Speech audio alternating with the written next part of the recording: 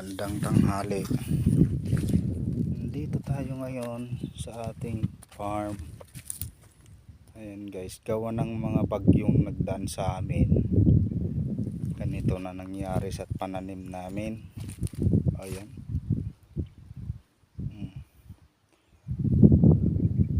Nagpapabalik ngayon ako ng mga natanggal guys. Ulit. Kasi ang daming natanggal. Doon sa baba lahat yung natanggal. Doon sa baba. Tingnan nyo yung mga puno guys. Ang nangyari oh.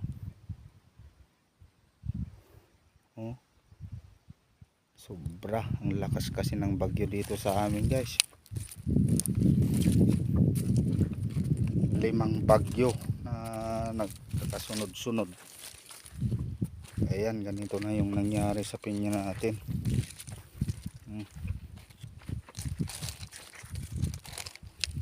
Lalo na dyan sa baba oh. Tingnan nyo yung mga dahon guys oh. Grabe. Mga puno na putol-putol. Yan. Sana naman wala nang bagyo guys. Kasi 2 beses na tayo nagpabalik ng mga pananim natin. Natanggal. Ayan. Grabeng nangyari guys. Pati yung malalaki. Ganito rin no.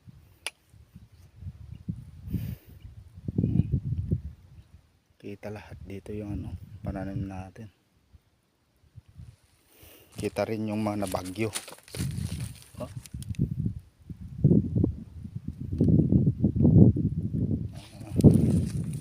Sana madaling makarecover to. Ba tayo ba?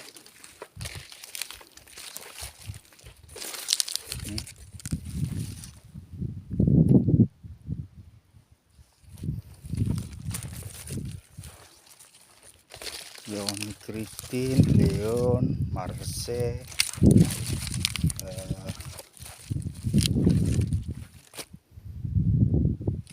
Tito, anong mga bagyo pa yon. Ganito nang nangyari oh guys.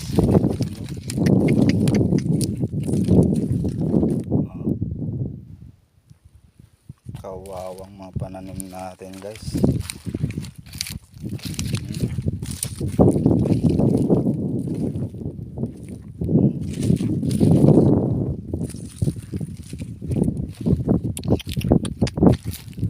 Grabe. Ang bagsik kasi ni Marcy. Sumunod naman tong si ano, si Popel. Ayan boy. Tapos si Pipito. Kaya ganito na guys.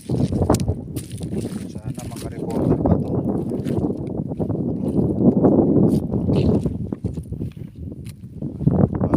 Bahala na lang si ng Panginoon guys.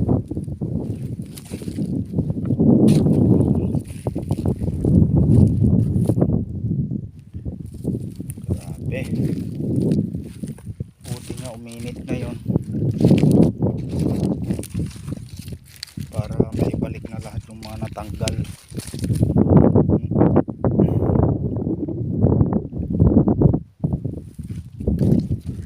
Tuloy tayo sa kabila.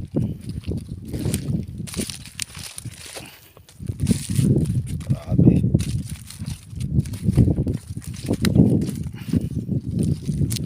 Wala ng dahon yung puno oh. Tapos may naputol-putol pa.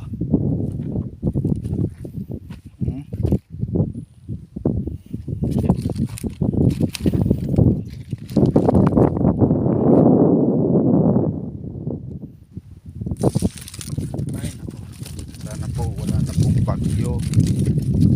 Para makarecover yung mga pananim namin, Panginoon.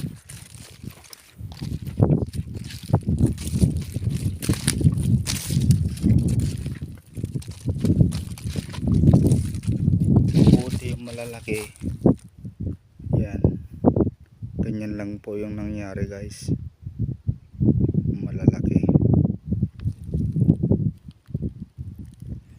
Itong maliliit ang grabe ang ano,